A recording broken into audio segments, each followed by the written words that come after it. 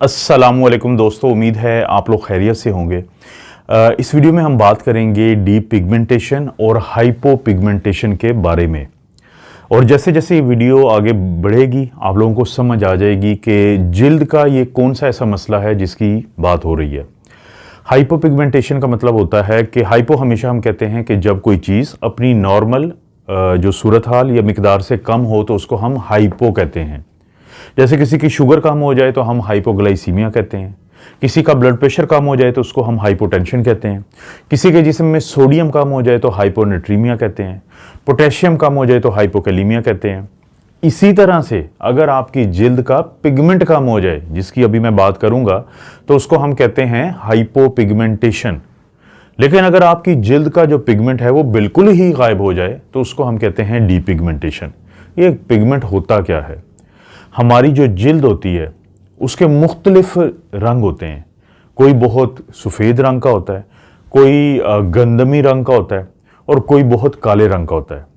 ये जो रंग होते हैं ये हमारी जिल्द के अंदर मौजूद एक ख़ास चीज़ की वजह से होते हैं जिसको पिगमेंट कहते हैं। जो उसका पूरा नाम है वो है मेलानिन पिगमेंट। अब आप एक मिसाल लें कि एक शख्स जो है वो पैदा हुआ नॉर्वे में या स्वीडन में, उसकी जो जिल्द की रंगत है वो बिल्कुल गोरी चिट्टी या सफ़ेद होती है, क्योंकि उसकी जिल्द के अंदर वो पिगमेंट नहीं होता जिसको मेलानिन पिगमेंट कहते हैं और जिसका अपना रंग जो है वो काला या गंदमी होता है। इसी तरह से अगर कोई शख्स पैदा होता है कीनिया में, कोई सोमालिया में, मोज़म्बिक में या अफ्रीका के वो ममालिक जिनको हम कहते हैं कि वो इक्वेटर लाइन पे आते हैं या ख़त उस्तवा पे आते हैं, या ऑस्ट्रेलिया के साथ कुछ जज़ायर हैं, जैसे पपुआ न्यू गिनी एक मुल्क है, तो उसके कुछ जो जजीरे हैं वहाँ पे वो लोग रहते हैं जिनका रंग बहुत ज़्यादा काला होता है या बहुत ज़्यादा वो ब्लैक लोग होते हैं, क्योंकि उनमें पिगमेंट जो है मेलानिन पिगमेंट वो बहुत ज़्यादा होता है। अब सवाल पैदा होता है कि जो स्वीडन या नॉर्वे में रहने वाला शख्स है उसमें पिगमेंट ज़्यादा क्यों नहीं है, और जो अफ्रीका में रहने वाले लोग हैं तो या वेस्ट इंडीज़ में रहने वाले लोग हैं तो उनमें पिगमेंट ज़्यादा क्यों होता है। पाकिस्तान के पॉइंट ऑफ व्यू से अगर आप बात करें तो हमारे जो शुमाली इलाका जाते हैं, जैसे गिलगित और बल्तिस्तान में रहने वाले हमारे जो भाई बहन हैं वो सफ़ेद रंग के होते हैं, जबकि इसके मुकाबले में वो लोग जो हमारे सिंध का यानी अंदरून सिंध आप कह लें या वो सिंध का इलाका जो समंदर के करीब है, वहाँ पे हमें गंदमी रंग के लोग ज़्यादा मिलते हैं। तो उनमें पिगमेंट ज़्यादा क्यों होता है? ये जो मेलानिन पिगमेंट है दोस्तों, ये पैदा होता है मेलेनोसाइट के अंदर, यानी हमारी जो जिल्द होती है उसकी सबसे ऊपर की तह को हम एपिडर्मिस कहते हैं, उससे नीचे जो है वो हाइपोडर्मिस होती है और दोनों के दरमियान डर्मिस होती है। ये जो एपिडर्मिस है इसके अंदर कुछ ऐसे सेल्स होते हैं जिसको हम कहते हैं मेलेनोसाइट। ये पैदा करते हैं इस पिगमेंट को, मेलानिन को, और वहाँ से पैदा होने के बाद ये सबसे बाहर की जो झिल्ली है या सबसे बाहर का जो एक लेयर होती है जिसको केराटिनोसाइट कहते हैं, यानी वहाँ पे ख़ास किस्म के सेल हैं, तो उनको जाके ये कवर देती है गर्मियों में। क्यों देती है? क्योंकि सूरज की जो शुआएँ होती हैं उनके अंदर होती हैं अल्ट्रा वायलेट रेडिएशंस ए और बी। अगर वो रेडिएशन हमारी जिल्द पे सीधी पड़ जाए और वहाँ पे मेलानिन पिगमेंट ना हो तो हमें जिल्द का कैंसर हो सकता है। हमारी जिल्द में एक बड़ा मसला होता है जिसको हम एक्टिनोकेराटोसिस कहते हैं कि वहाँ पे खुरदरापन बहुत ज़्यादा आ जाता है। तो मेलानिन जो पिगमेंट होता है ये एक चादर का काम करता है। ये सूरज की जो शुआएं होती हैं अल्ट्रावायलेट रेडिएशन, उनको हमारी जिल्द के अंदर नहीं जाने देता, और जिसकी वजह से वहाँ पे फिर जो स्किन कैंसर है उससे हमें बचत हो जाती है। लेकिन क्योंकि जो नॉर्वे या स्वीडन में लोग रहते हैं या इसी तरह जो हमारे शुमाली इलाका जात में हैं, वहाँ पे जो सूरज की शुआएं हैं या तो तिरछी पड़ती हैं या बहुत कम शुआएं जाती हैं। लेकिन वो इलाके जो बिल्कुल सूरज की शुआएं जहाँ पे सीधी आती हैं, अल्ट्रा वायलेट रेडिएशन सीधी आती हैं, तो वहाँ पे ये मसाइल जो हैं कि स्किन कैंसर के ये हो सकते हैं अगर ये पिगमेंट ना हो। ये पिगमेंट वही किरदार अदा करता है जो सर्दियों में, जैसे आप क्या करते हैं कि आप अपना अपर पहनते हैं, आप कोट पहनते हैं ताकि आपको सर्दी ना लगे, लेकिन आप गर्मियों में ये चीज़ें नहीं पहनते, जैकेट्स आप नहीं पहनते। क्यों नहीं पहनते? क्योंकि आपको सर्दी से बचने की ज़रूरत नहीं होती। तो ये एक मिसाल है जिसे आप समझ सकते हैं कि पिगमेंट का क्या किरदार है हमारी ज़िंदगियों में, कि ये जो काला रंग होता है, ये जो ब्लैक पिगमेंट होता है, ये जो मेलानिन पिगमेंट होता है, ये हमें स्किन के कैंसर से बचाता है। बहुत अहम रोल है इसका। लेकिन अगर एक नॉर्वे या स्वीडन का मर्द या औरत या उन इलाकों के, जिसमें ज़ाहिर बरतानिया का जो आयरलैंड है, स्कॉटलैंड है और इसी तरह से डेनमार्क के इलाके हैं, ये फिनलैंड का इलाका है, ये खसूसी तौर पे वो इलाके हैं जहाँ पे बहुत ज़्यादा सर्दी होती है, सूरज की शुआएं कम पहुँच पाती हैं, तो वहाँ पे सबसे ज़्यादा गोरे चिट्टे लोग रहते हैं। अगर ये लोग आके रहना शुरू कर दें अफ्रीका में, तो ये स्किन कैंसर से मर जाएंगे, क्योंकि इनके अंदर मेलानोसाइट जेनेटिकली जब नस्ल दर नस्ल वो इन इलाकों में रहे हैं तो वो कम बनते हैं। इसके मुकाबले में जैसे ही गर्मी आती हैं और जैसे ही हम गर्मियों से एक्सपोज होते हैं, सूरज की शुआएं हम पे पड़ती हैं, तो 10 दिन के अंदर अंदर हमारी जो स्किन का कलर चेंज हो जाता है, जिसको हम टैनिंग कहते हैं आम जुबान में, कि वो सर्दियों में अगर आपका रंग सफ़ेद है तो वो गर्मियों में आके वो ब्राउन कलर हो जाता है, क्योंकि आपके जो मेलानोसाइट हैं वो जल्दी से मेलानिन बनाते हैं, ताकि सूरज की शुआएं क्योंकि गर्मियों में जो अल्ट्रावायलेट रेडिएशन है उनसे हमें सीधा सामना होता है। जून जुलाई में तो खास तौर पे आप देखेंगे तो फिर सबके रंग तकरीबन चेंज हो जाते हैं। अगर वो अम्ब्रेला या छतरी का इस्तेमाल नहीं करते, अगर वो कोशिश करते हैं कि हम सूरज की शुआओं के सामने ना आएँ, तो फिर उनका रंग जो है वो यकीनन तौर पे तब्दील होता है। तो ये तो एक किरदार है मेलानिन पिगमेंट का। लेकिन जब वो किसी शख्स में पिगमेंट कम हो जाए या बिल्कुल ख़त्म हो जाए, तो बिल्कुल ख़त्म होने के अमल को हम कहते हैं डिपिगमेंटेशन। मिसाल के तौर पे वो लोग जिनको विटिलाइगो होता है, विटिलाइगो एक ऐसी बीमारी है कि जिसमें हमारी जिल्द के कुछ जो हिस्से हैं उनके अंदर बिल्कुल जो मेलानिन पिगमेंट है वो ख़त्म हो जाता है, क्योंकि जो मेलानोसाइट हैं वो तबाह हो जाते हैं, वो डिस्ट्रॉय हो जाते हैं। क्यों? क्योंकि ये एक ऑटो इम्यून बीमारी है, एक ऐसी बीमारी है जिसमें हमारा अपना इम्यून सिस्टम हमारे ही जिस्म के किसी खास हिस्से और यहाँ पे जिल्द के मेलानोसाइट के खिलाफ काम करता है, उनको तबाह कर देता है, और जिसके नतीजे में बिल्कुल वाइट पैचेस बनते हैं, जिसको हम विटिलाइगो कहते हैं। पाकिस्तान में एक अपकमिंग एक नई जनरेशन की पॉलिटिशियन है, बहुत मशहूर हैं वो, तो उनको विटिलाइगो है, अक्सर उनको टीवी पे उनकी तकरीरें सुनते हैं।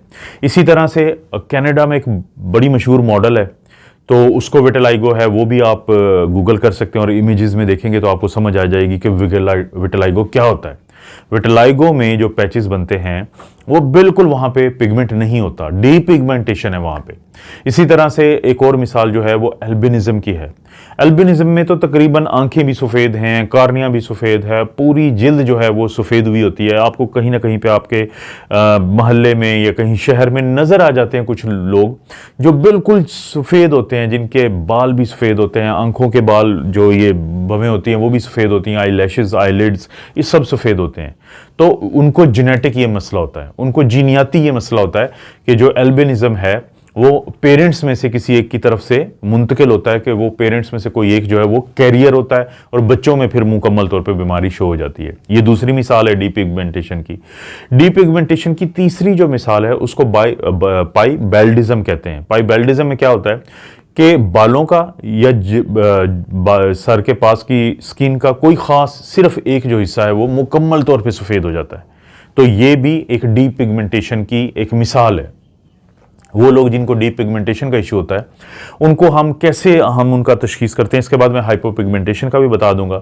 डीपिगमेंटेशन के जो लोग होते हैं, विटिलाइगो जिनको हुआ होता है, तो उनको हम वुड लाइट एग्जामिनेशन करता है डॉक्टर, यानी डॉक्टर फिजिकल एग्जामिन करेगा, एक खास किस्म का लैंप होता है, उससे रोशनी निकलती है, उस रोशनी में जो ये डीपिगमेंटेशन के मरीज होते हैं इनकी जिल्द बहुत नुमायां हो जाती है, खास तौर पे वो जहां पे पिगमेंटेशन बिल्कुल नहीं होती, यानी जो डीपिगमेंटेड एरिया होता है।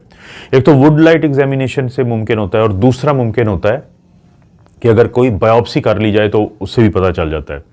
लेकिन जो हाइपोपिगमेंटेशन होती है वो उसे कहते हैं कि जिसमें आपकी जिल्द का जो एक हिस्से का रंग है वो नॉर्मल हिस्से से थोड़ा हल्का पड़ जाता है, यानी मुकम्मल सफ़ेद नहीं होता, लेकिन सफ़ेद होता है बनिस्बत उस पैच के जो नॉर्मल स्किन होती है हमारी। और ख़ास तौर पे उन लोगों में जिनके पक्के रंग होते हैं, जिनके यानी कलर ऐसे होते हैं कि जो बहुत काले होते हैं, तो उनमें ये फिर ज़्यादा नुमायां होना शुरू हो जाता है, बावजूद इसके कि मेलानिन किसी हद तक वहाँ पे मौजूद होती है, मेलानोसाइट मौजूद होते हैं। ये आम तौर पर इनको हम कहते हैं कि सेकेंडरी प्रॉब्लम होता है, और जो पहले मैंने डीपिगमेंटेशन का बताया वो प्राइमरी प्रॉब्लम है, वो जिल्द का अपना मसला है। लेकिन जो सेकेंडरी प्रॉब्लम होता है वो बाकी जिल्द की किसी बीमारी की वजह से, जैसे किसी को चोट लगती है, किसी को जल जाता है जिल्द का हिस्सा, तो या फिर किसी डॉक्टर ने अगर किसी को लिक्विड नाइट्रोजन होती है वो इस्तेमाल के लिए दे दी, या किसी डॉक्टर ने किसी मरीज को किसी जल्द के मसले के लिए बहुत ज़्यादा स्ट्रॉन्ग जो स्टीरॉयड हैं काफ़ी अरसे के लिए दे दिए। और इसी तरह से जो बीमारियां होती हैं जिनका मैंने कहा कि सेकेंडरी जिसकी वजह से हाइपोपिगमेंटेशन होती है, उसमें एटोपिक डर्माटाइटिस एक मशहूर है, उसमें सोराइसिस मशहूर है, उसमें लाइकन प्लैनिस मशहूर है, उसमें डिस्क्वाइड ल्यूपिस मशहूर है, उसमें लाइकन सिंप्लेक्स क्रॉनिकस कहते हैं। ये बीमारियां हैं जल्द के। उसके नतीजे में बाद में या साथ ही फिर कुछ एरिया जो है उसका जो पिगमेंट है वो कम हो जाता है, वो ज़्यादा सफ़ेद होना शुरू हो जाता है, जिसको हाइपोपिगमेंटेड एरिया कहते हैं। तो आमतौर पे हाइपोपिगमेंटेड एरिया जो है वो सेकेंडरी की मसला होता है किसी बीमारी की वजह से। और अगर हम वुड लाइट एग्जामिनेशन करें तो जो तो प्राइमरी मसला था, विटिलाइगो था, एल्बिनिज्म था, पाइबेल्डिज्म था, उसमें बड़ा नुमाया वो जिल्द नजर आती है जो डीपिगमेंटेड थी। लेकिन हाइपोपिगमेंटेड में कोई बहुत ज़्यादा फर्क नहीं नजर आता। तो इसमें भी हम बायोप्सी भी कर सकते हैं, लेकिन आमतौर पर जो हाइपोपिगमेंटेड एरियाज होते हैं जो किसी और बीमारी की वजह से हुए होते हैं, तो जैसे वो बीमारी खत्म होती है तो आहिस्ता आहिस्ता ये ठीक हो जाते हैं, आहिस्ता आहिस्ता ये नॉर्मल हो जाते हैं, तो ज़रूरत नहीं पड़ती, मसला ज़्यादा ख़राब नहीं होता।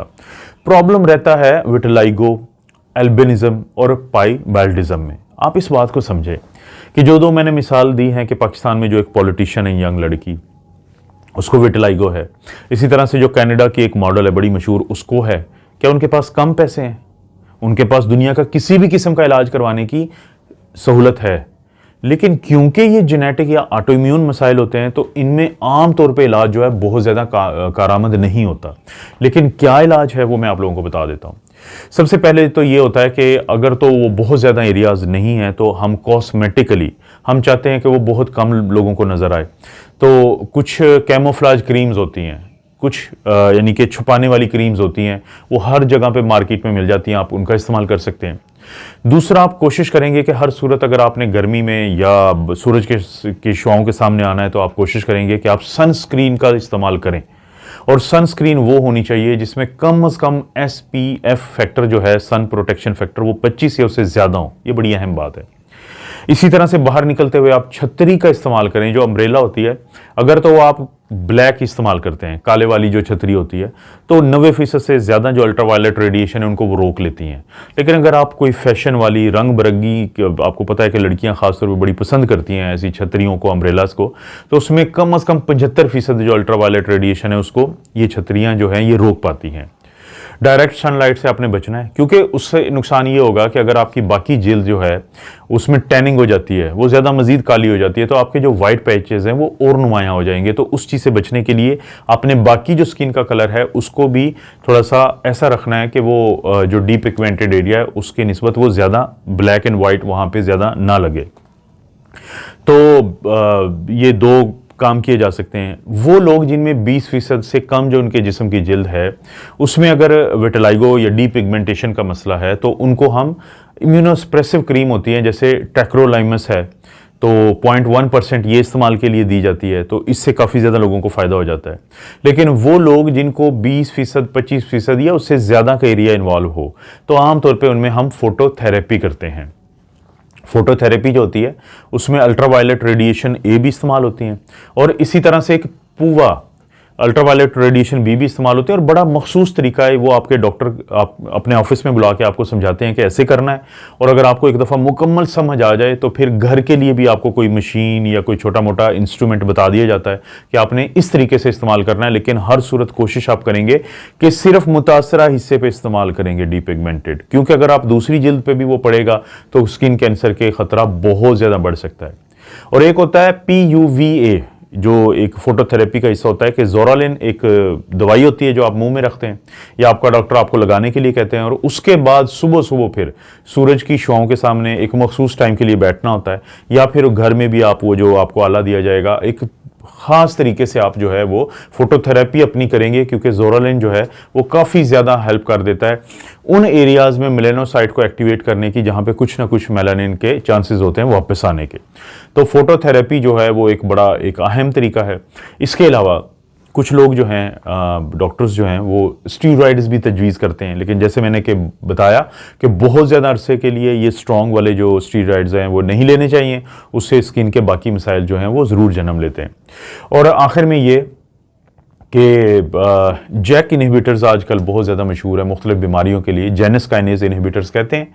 तो टोफेसिटिनेब और इस तरह की एक दो दवाइयाँ हैं जो डॉक्टर बड़े मखसूस डोज में बड़े मखसूस तरीके से आप लोगों को तजवीज़ कर सकते हैं, लेकिन अभी इनकी जो सक्सेस रेट है उसके बारे में बहुत ज़्यादा बातें सामने नहीं आ रही। तो जो हाइपोपिगमेंटेशन और डीपिगमेंटेशन है ये काफ़ी लोगों का मसला होता है। ये कम से कम 1% आबादी जो है दुनिया की वो विटिलाइगो का शिकार है। क्यों इलाज ज़रूरी है? क्योंकि एक तो कॉस्मेटिक बड़ा प्रॉब्लम होता है कि लोगों को बड़ा अजीब लगता है कि जब वो लोगों के सामने जाते हैं तो उनको लगता है कि लोग इस चीज़ को शायद बुरा मना रहे हैं या उनको अजीब नज़रों से देख रहे हैं। और दूसरा फिर साइकोलॉजिकली बड़ा प्रॉब्लम होता है कि जो नफ्सियात के ऊपर इसका बहुत गहरा असर होता है, तो लोग साइकोलॉजिकल उन इश्यूज़ जो है उनको सामना करना पड़ता है। और तीसरा क्योंकि ये जो डीपिगमेंटेड एरियाज़ होते हैं अल्ट्रावायलेट रेडिएशन के ख़िलाफ़ इनके अंदर कोई हिफाजत नहीं होती, इनके अंदर पिगमेंट होता ही नहीं है। और क्योंकि पिगमेंट नहीं होता तो इसलिए ये जो स्किन कैंसर हैं उसका वो वजह बनते हैं क्योंकि पिगमेंटेड एरिया नहीं है। अगर वहाँ पे अल्ट्रावायलेट रेडिएशन पड़ेंगी सूरज की तो वो स्किन कैंसर का शिकार हो सकते हैं ऐसे लोग। तो बड़ा ज़रूरी है इस चीज़ को समझना कि आपकी जिल्द का रंग जो है वो किस वजह से होता है, क्यों आप गोरे और चिट्टे होते हैं और क्यों आप थोड़ा ऑफ वाइट होते हैं या ब्राउन होते हैं या ब्लैक होते हैं।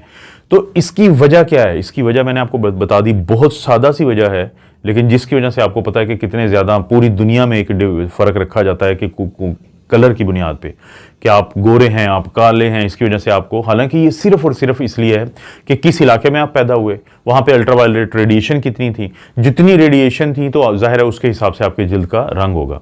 तो ये आखिर में एक बात कहूँगा कि जैसे समाजी तौर पे समझा जाता है कि अगर किसी के यहाँ बेटियाँ ज़्यादा पैदा होती हैं, जो कि ज़ाहिर है अल्लाह की नेमत है, बहुत बड़ी नेमत है, तो कहते हैं जी कि माँ जो है उनकी माँ की तरफ से बेटियाँ आती हैं। हालांकि साइंस ये कहती है कि माँ की तरफ से हमेशा एक्स क्रोमोसोम आता है, बाप की तरफ से वाई आता है या एक्स आता है। एक्स आएगा तो बेटी पैदा होगी, वाई आएगा तो बेटा पैदा होगा।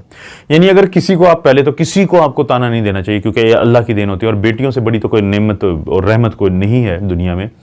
लेकिन मैं सिर्फ ये बता रहा हूँ कि मुआशरा कैसे गलत सोचता है साइंसी चीज़ें जो साबित शुदा हैं उनके बारे में। इसी तरह से आपके जो रंग होता है आपकी जिल्द का, उसकी बुनियाद पे मुआशरा तफरीक रखता है, हालांकि वो रंग आपको बचाता है स्किन कैंसर से। वो लोग जो इंतहाई गोरे चिट्टे हैं, अगर उनको रहना पड़ जाए किसी ऐसी जगह पे जहाँ पे सूरज की शुआएं ज़्यादा हैं तो उनको स्किन कैंसर हो सकता है, खसूसी तौर पे अगर वो ऐसे इलाकों में पैदा हुए हैं कि जहाँ पे वो पैदा ही गोरे हुए थे या उनकी नस्लें ही गोरी होती हैं।